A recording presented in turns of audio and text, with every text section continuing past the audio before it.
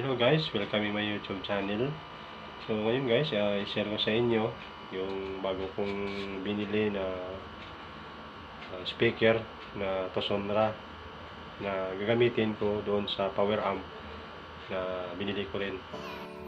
At ito yun guys, yung dalawang speaker na in-order ko. Na-check ko na yun kanina kasi in-order ko lang ito sa online.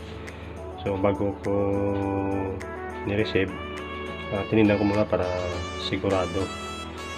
So ngayon guys, check na natin yung in-order na ng speaker.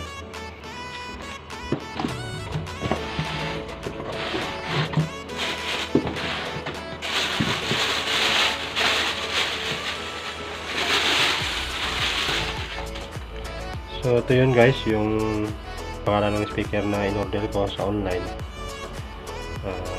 Tosonra. At nakalagay dito sa pangalan niya sa label ay nasa max power 2000 watts yan. Impedance niya 4 ohms. So pag nakauwi na ako sa probinsya, dalhin ko to lahat at doon ko subukan kung ano kalakas ang speaker na ito o kakayanin niya ba yung binili ko na power amp. Kasi dito ko gagamitin guys yung power amp na binili ko. Yan.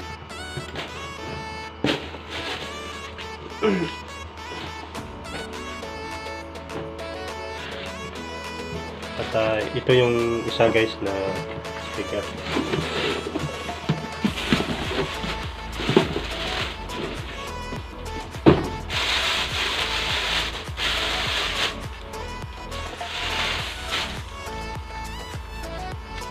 Ayan.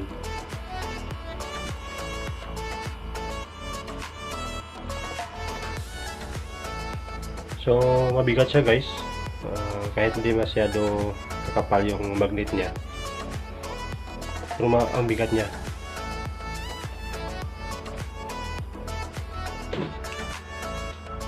At yung speaker na ito guys ay subwoofer. Bali yung speaker na ito guys, yung bago kong order ay pang ano na ito, pang 8. Kasi yung mayroon din ako dun sa bahay namin sa probinsya, mayroon ako dun 6 na speaker. Dalawang 850 watts na 12 inches, tapos 4 na 12 inches na 500 watts, tapos ito 12 inches na 2000 watts. Yun guys yung gagamitin ko sa pang bass. At mayroon naman ako doon na speaker na pang mid range na 10 inches na 150 watts. At sa nakikita ko sa speaker na ito guys, maganda yung dito niya. Yan. Kasi pag magtingin kayo ng speaker na maganda talaga ang pang bass, yung ganito yung design niya. Kasi yung ibang speaker maraming ano dito ang tawag nito, parang guhit na flat siya na guhit. Hindi yung tulad nito na nakaumbok. Pag ito guys, maganda to pang bass.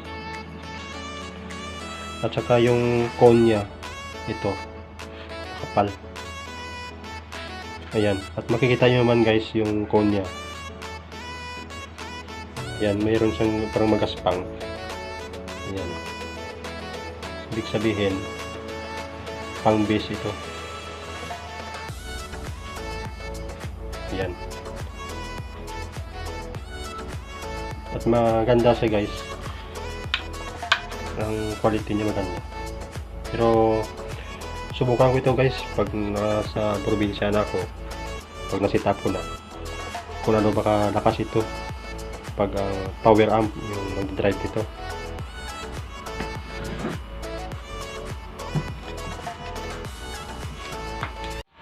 So yan lang muna guys, sana na-enjoy kayo sa panood na aking video at huwag kalimutan at mag-like at mag-subscribe sa aking YouTube channel.